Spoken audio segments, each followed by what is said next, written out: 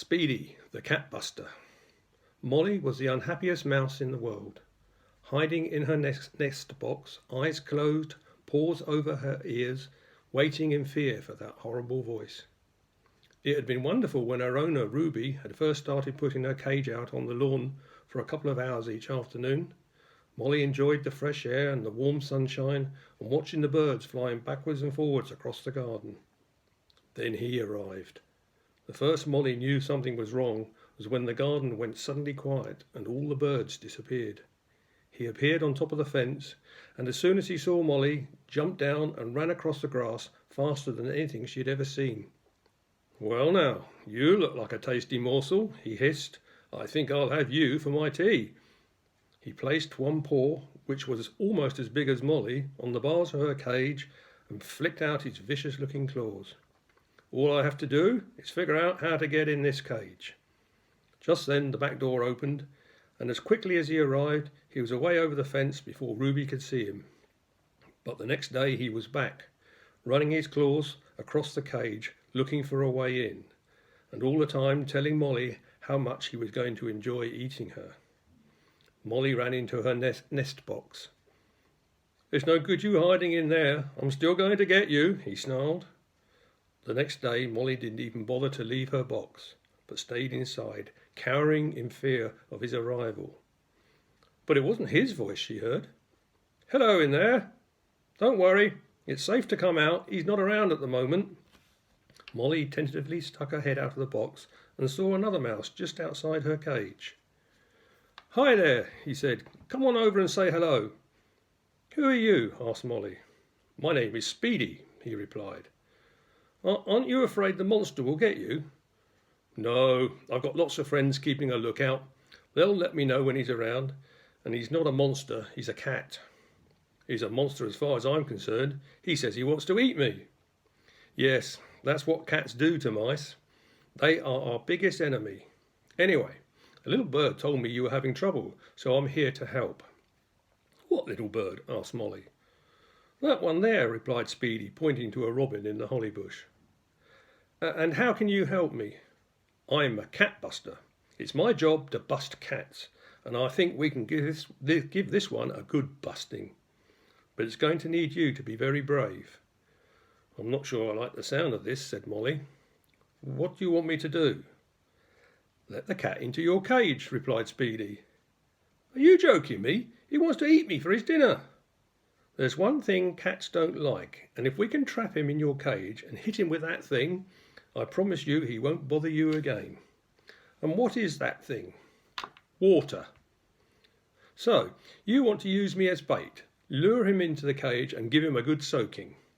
"Yes, simple enough, don't you think?" "Well, I can think of one or two problems," said Molly. "Firstly, how are you going to open the cage? The cat hasn't been able to do it." "Oh, we mice are much smarter than cats. Opening the door will be no problem." "And where do I go when the cat gets in?" "Out the other door." "What other door?" asked Molly. "That one behind you." Molly turned round and for the first time ever realised there were two doors to her cage. "OK, so now I can escape," said Molly. "But where are you going to get enough water to soak him?" "You see that thing in the middle of the lawn? It's a sprinkler. It's what Ruby's dad uses to water the grass. We'll drag it over here and turn it on when the cat's trapped in the cage." "You keep saying 'we,'" said Molly, "but there's only two of us. How are we going to do all this on our own?" "Oh, I have hundreds of friends who are going to help. All you have to do is call them." "And how do I do that?" "One long, three short, one long," replied Speedy. "What are you talking about?" "Eeks. One long eek, three short eeks, one long eek. That's how mice let other mice know they need help. Like this. Eek, eek, eek, eek, eek." "Go on, you have a go." "Eek, eek, eek, eek, eek," said Molly. "No, louder. We're going to need lots of mice. We need the ones out in the fields and woods to come." So Molly shouted at the top of her voice, "Eek, eek, eek, eek, eek." Suddenly dozens of mice came running into the garden from all directions and gathered around Molly's cage. Speedy explained the plan and started putting them to work. Two groups climbed up the cage to the door latches and quickly had them open. One large group set off to drag the sprinkler over to the cage, whilst another group went over to the tap on the side of the house, ready to turn on the water. "There's just one problem," said one of the other mice. "The cat needs to think Molly is all on her own, so we all need to hide. But the nearest hiding places are too far away. We'll never get across in time to shut the doors." Speedy looked around the garden and spotted some flower pots by the shed. "Bring 2 of those over here and put one upside down near each door. We can hide underneath them. The cat will be so intent on getting Molly, he'll never realise."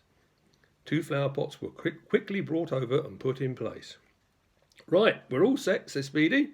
"Molly, you go over there right next to the back door. We've opened it just enough for you to slip out. The front door is fully open. The cat won't be able to resist the temptation to come in and get you. But this is where you need to be brave.